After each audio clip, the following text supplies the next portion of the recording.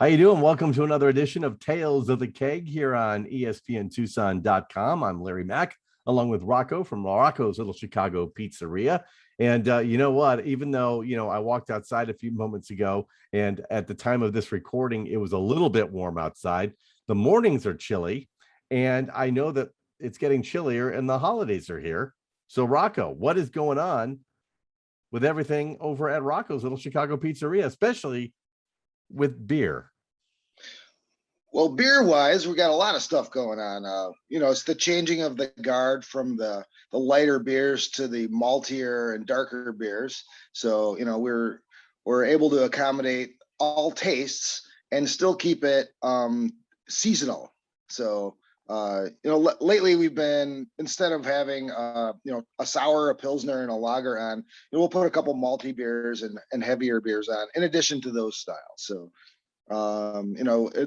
the darkest beers we got are similar to like the 1055 coffee stout we have on right now. And then waiting in the wings, we have and we always usually get this, is the Borderlands exemplary Noche Dulce, which is their vanilla porter. And those are both obviously from Tucson. And then keeping it still brown and still in the state. One of the classic beers of Arizona is Oak Creek Nut Brown. That's brewed in Sedona. And that's been one of the best beers in the state for probably well over 20 years. I remember getting that back in the 90s. And it's still good, and it's still brewed, and it's on tap. So as we get, Thanksgiving's just around the corner, followed by Christmas. I know we talked about it a little bit last year at this time, but are there Christmas beers? Are there beers that just give you the, is there eggnog beer? Yeah, of course, there's all kinds of holiday beers. A lot of companies brew a sort of seasonal beer like that. Some of them taste more like potpourri than beer, and some of them are lightly spiced and just a festive kind of beer. We tend towards the latter. The really, we usually don't do the pumpkin spice beers too much either. This year, I don't think we've had any. So, we'll get some of those holiday beers in when they come in. Sierra Nevada always does a good one. Anchor Steam has been brewing every year as a different celebration ale. So they've been doing that for decades, and we'll see if we can get some of that in too. And of course, if people want to find out what's on tap, they can go to taphunter.com or the app. Yeah, and Rocco's. Yeah, or you can just go to our roccoslittleschicago.com, and it has a link to the Tap Hunter website on our website. So we've been doing this a couple of years, and I know pretty much over the course of the past couple of years, you have been dealing with the construction on Broadway. Yeah, it's going on 2 years now. It's almost done. That doesn't mean that we don't have a bit of a slog ahead of us. As of today, right before Halloween is when we're talking, they're actually paving right in front of my building. So you'll be able to access going westbound from actually our side of the partition. So you don't have to drive, like recently you've had to drive down half a mile of dirt track to get to our place. But if things are looking up, and there's a few more pitfalls in their construction. I talk to the guys in the vests every day. But they're rolling pavement, and traffic is flowing. How many lanes is it going to be now? Ultimately, when it's finished, it'll be 3 lanes in either direction. Oh, okay, great. So that should definitely help you in the future. I'm figuring in the future, a little bit of pain you've been going through the last couple of years will hopefully benefit you in the future. Totally. Once the road's done, we're really excited. We're going to get an upkick in business for people who have just stayed away because the construction is such a nightmare. And also, there's going to be a lot of reinvestment on the Broadway corridor, and we're excited to see our new neighbors move in, whoever they may be. So tell us a little bit, we'll go back in there, the history of Rocco's for those who may be checking this out for the very first time, and then how you got involved with the craft beer business as well. We've been open since the day after Christmas, 1998. And I've been a fan of craft beer since I discovered it in college, like around 1989 or 90, right when craft beer started coming out. We used to try to get a new kind of beer every week, and check it out. These are the days of, Pete's Wicked Ale and stuff like that has fallen by the wayside. But there are still some of those stalwarts, like I mentioned, Anchor Steam and Sierra Nevada. Those are from that early iteration of craft beer. And since I got a liquor license, I've always stocked as many good beers as I can, because I'm a beer aficionado. I think beer obviously goes well with pizza and chicken wings, so we're offering that as a service to our customers.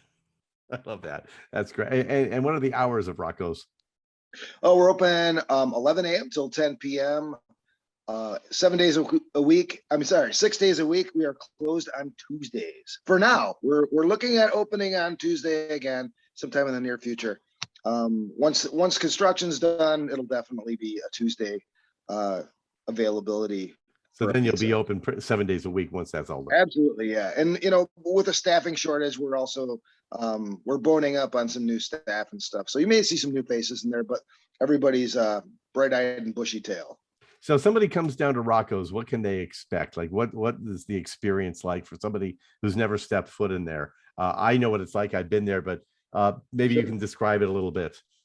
It's a fairly small pizzeria. We do have a quite a large patio as well. It looks rather unassuming, I'd have to say, from the street, but we try to keep it nice. There's staff that's been there for well over 10 years.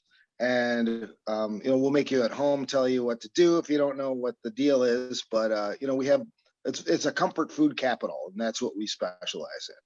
Well, I went there last time. I got to get there again, Rocco. I've been such a hermit lately over the last year and a half, and I'm looking forward to going in there again. I know it's like crazy, but one thing I really enjoyed about going there is, especially when it came to the craft beers, I would order some food, and then I'd ask them, I go, well, what do you recommend? I haven't tried this, perhaps. And your staff is very knowledgeable about the beer on tap and even what you have in cans. And absolutely, yeah. They'll tell you, well, here, try a little sip of this before and it's you're able, they educate you. Yeah, even the odd staff member who doesn't drink beer, we try to bring them along so that they can help you out if you're a customer. And yeah, it's just another part of our menu, and something that you need to know. And most of our staff's enthusiastic about beer, so let's just put it that way. What are you most excited about hopefully getting on tap in the next month or so at Rocco's? Well, we have a couple things right now that are kind of cool. I went to San Diego a month or two ago, and I forgot how great Pizza Port is. Pizza Port's one of those breweries like Stone and some of the other San Diego and Southern California breweries that have been around forever. And I reacquainted myself with some of their products. And right now we have the Swami Ale, which is a contender for the prototypical East Coast or West Coast IPA on tap. We also have, what else do we have? I think we have a brown ale of theirs ready to go. And I'm excited to get them back. Also, we also have some Coronado, which is another San Diego brewery. We have their Mermaid Red, which is a nice malty pizza friendly beer. And getting back into the California beer scene is vast, varied, and amazing. And I think we take it for granted that is the progenitor of the styles that most people like here. Like the Dragoon IPA that's a California style IPA. We're also getting some stuff from Odell's in Fort Collins, which is another. As much as San Diego, Fort Collins, Colorado is a beer mecca, and we have a couple of great items like a hazy IPA from them on deck, and also a tropical sour. We are still doing a sour on tap for the people. Some people like that, so even in the winter we'll have that available. And Odell has never brewed, as far as I can tell, a bad beer. So now you have 6 taps, right? Right. So is there a beer that, like, I know you switch them out, you got Tap Hunter and Rocco's Little Chicago Pizzeria.com, but is there a beer that if you pulled it off, your fan base, your customer base would riot?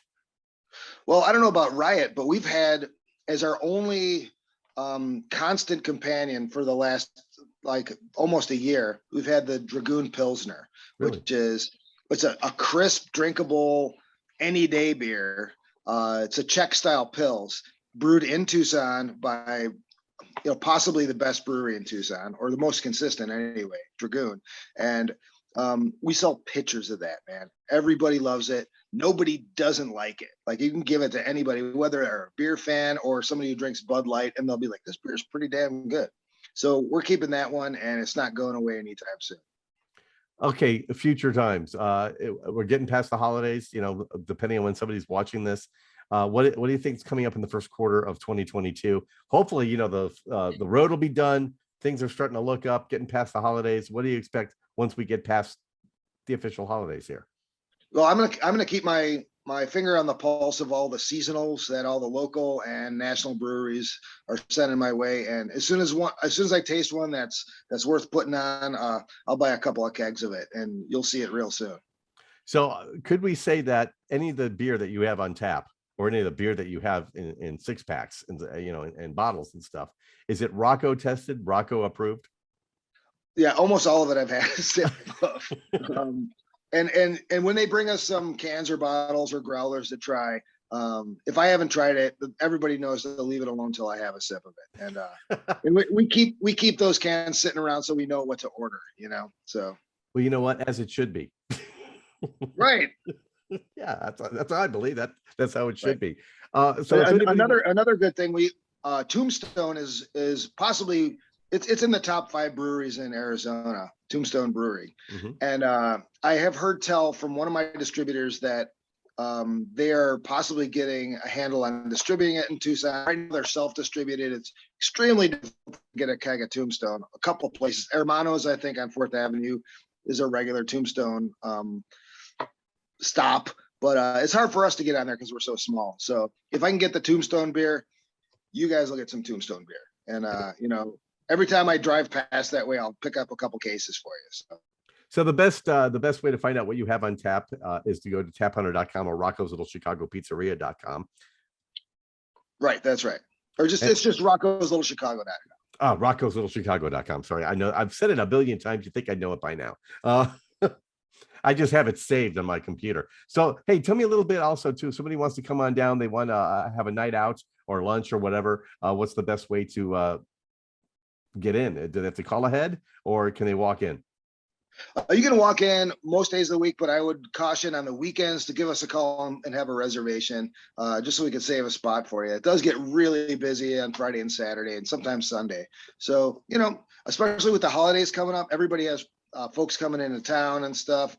This year's going to be, a lot of folks that couldn't party last year are going to get reacquainted. So we're expecting an influx of folks. So give us a call and just make sure we have a table open for you. I only have like 80 seats in the whole place. So. And you do takeout as well, right? Yeah, we do takeout and delivery too. So if you're nearby and within a couple of miles of us, and you're busy playing video games or maybe already had a couple of craft beers, give us a call and at 321-1860 and we can bring a pie out to you. 321-1860. That's right. All right, I was waiting for you to do the voice, Rocco. Yeah. 321-1860. That's 321-1860. That's what I was waiting for. You have to do the 520 now. Oh, that's true. So it's 520. Let's do it now with the whole 321-1860. Hopefully people know that by now. I think so. I've been seeing it everywhere. Yeah, absolutely true. Well, Rocco, anything else you want to hit before we wrap things up here on Tales of the Keg? No, that's great. And here's what I would love to say to my customers, both new and old. Thank you so much for dealing with this construction. I mean, it's rather disheartening every day. I live on the Broadway corridor as well. I can't avoid it. And the fact that you're going out of your way to come to my restaurant is humbling, and I treasure your visit every time. Well, you know what, Rocco? You've got a great food. You got a great restaurant. One thing I say I love about it, multiple things I could say about the place, but when you walk in, like you said, it does look unassuming from the road, but there is such a nice atmosphere and ambience inside once you're sitting down, even on the patio. It's a nice atmosphere. It's very comfortable. Yeah. Well, that's what we're trying to make you at ease and give you some food that sticks to your ribs and feeds your soul. And I'm glad folks like that. Well, let's give out the website one more time. It's roccoslittlechicago.com. Call us at 520-321-1860 and check out our tap list at taphunter.com. Rocco, thank you so much. I appreciate your time today. Thank you, guys. And thank you all for staying with us in this construction. Rocco's Little Chicago Pizzeria. It's Tales of the Keg. I'm Larry Mack. Thank you, Rocco.